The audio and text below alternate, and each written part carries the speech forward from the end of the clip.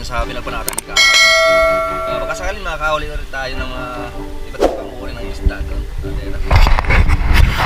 Subukan natin ulit na adventure din natin ang Karamuan. At napakaganda ng panahon. Pero may hangin din mga master.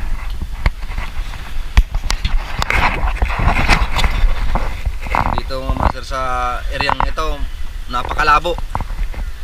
Gawang merong kasi yung alon.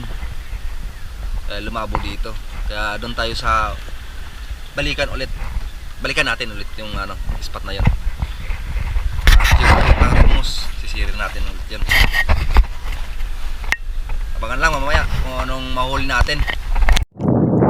Yan mga master, at nandito na tayo sa spot at napakalinaw oh. At kitang kita, ayan. May local fisherman dito. Ang huli ng duwal at tinatawag. Dito pa rin tayo sa balikan. At binalik-balikan ko talaga itong spot at napakaganda dito. At dito lang tayo sa gilid. Subukan ulit na master kung makahuli tayo dito. At napakalinaw. Ayun lugar namin. Doon. Barangay Gialo. At naka-ready na naman tayo. At subukan ulit. Makarami. Dive safe ulit. Let's go.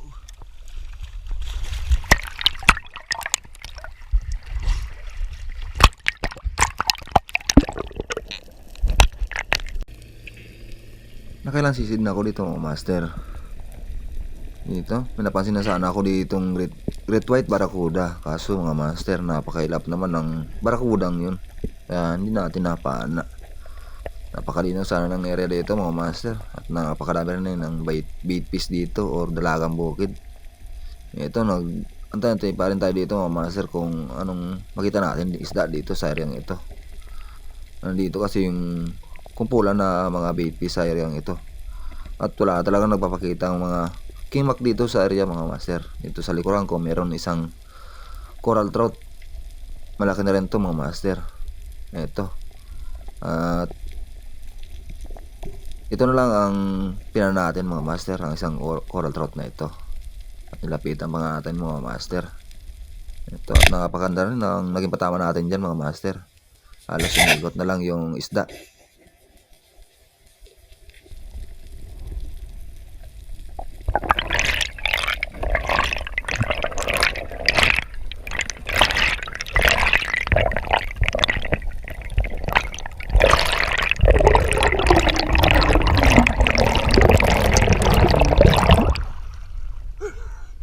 Lubang upa. William pa sana. Halos naikot ko na ang area nito mga master. At inabutan na tayo ng tanghali dito sa area nito. At ito pa lang ang huli ko, isang coral trout. Pagkahuli ko nito mga master, at naglipat na rin kami ng ibang pwesto para makakuha tayo ng isda naman kasi tanghali na.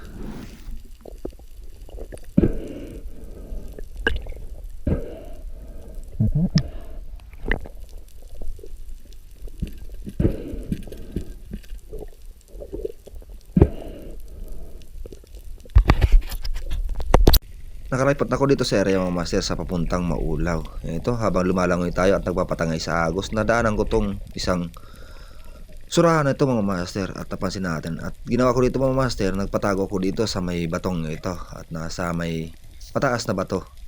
Yung surahan mga master, nasa unan lang natin. Ang ginawa ko dito, inambos natin ang surahan na ito. Inantay natin mga master kung lalapit ba ang surahan na ito. At ito, bumaba pa tayo dito sa pinakaibaba. At ito na nga yung surahan mga master. At lumalapit na sa atin. At hindi tayo napansin ng surahan na to. At napakaganda rin naging patama natin dito sa surahan na ito mga master. At malaki ito mga master ang surahan dito sa area ito. Napakaganda rin sana ng area na ito mga master. At dahanan sana ng malaking isda. Kaso wala naman ang bait fish dito sa area ito.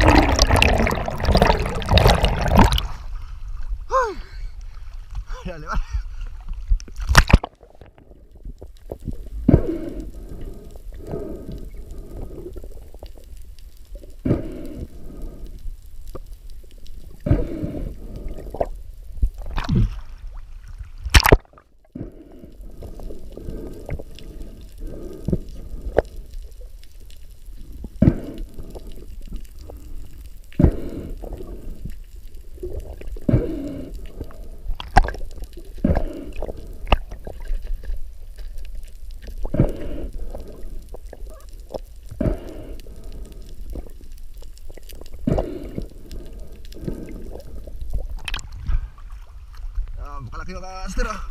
Ang laban.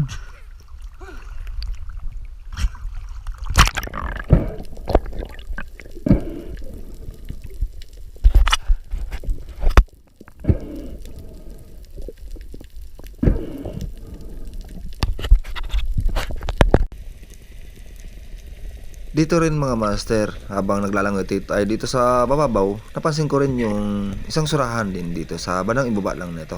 At malaki rin ito mga master. Ginawa ko dito mga master, nandito lang tayo sa bandang ibabaw.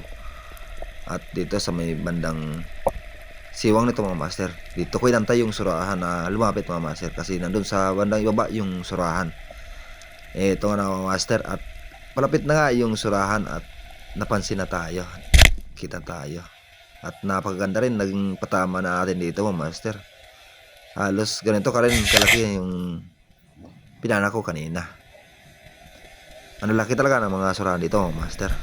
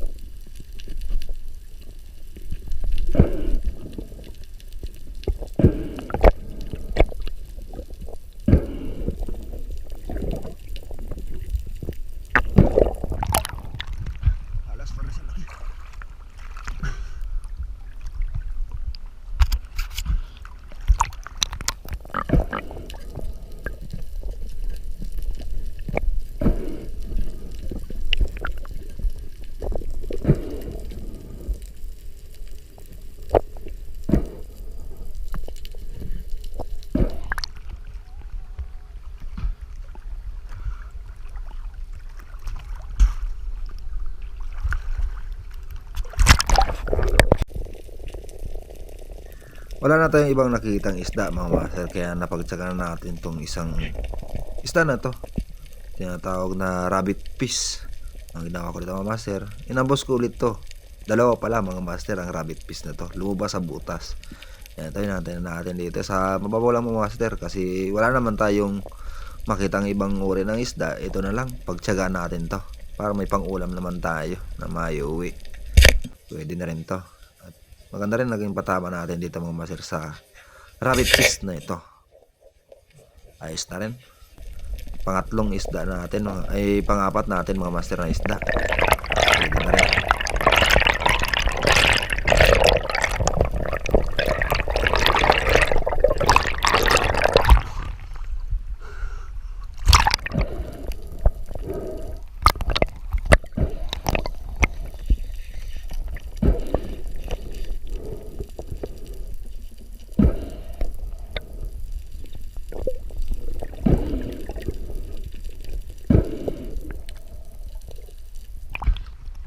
Ada.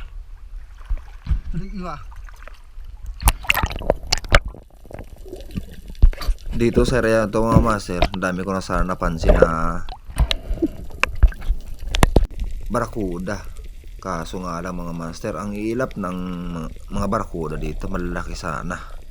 Dito mga master, halos lumalakas na rin ang agos at yung hangin din sumasabay, kaya nahirapan yung bangkero natin sa pag-angkla ng maga natin. Gawang may agos na kasi. Nagpapatangay na sila sa hangin. Ito mga master, nakalapag tayo dito at inaantay ko sana lumabas dito yung mga receivers dito sa batong ito. Kaso mga master, nabigo tayo sa pagantay natin. Meron ako napansin sa tagliran natin ng isang barracuda. Dito mga master, nandito lang si Babaw. Matagal na pala tayo pinagmamasdan ng barakudang ito. Napansin ko mga master, papalayo na. Sayang na naman. Kung nakita agad natin to, napana natin yan mga master.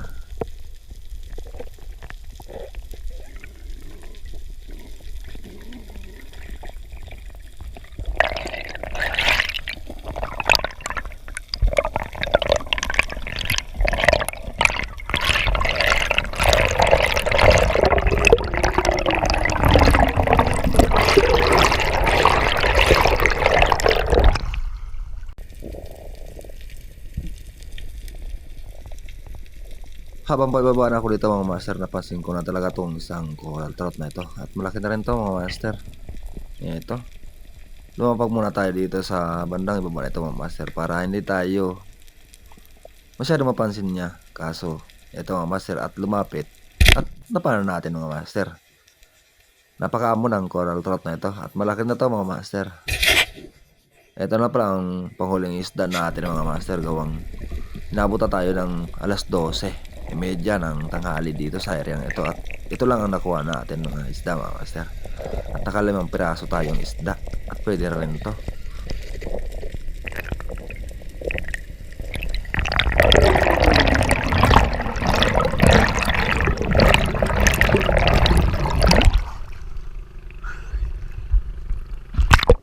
Sa magtatanong mga master kung nakamagkano ang kinita ko sa araw na ito, halos nag 1,000 rin ang kinita natin mga master, at pwede na rin kaysa wala. Pagtsagaan na rin natin ito. At maraming salamat sa biyaya mga master, at sa laging pagsuporta ng aking mga video mga master. Maraming salamat po.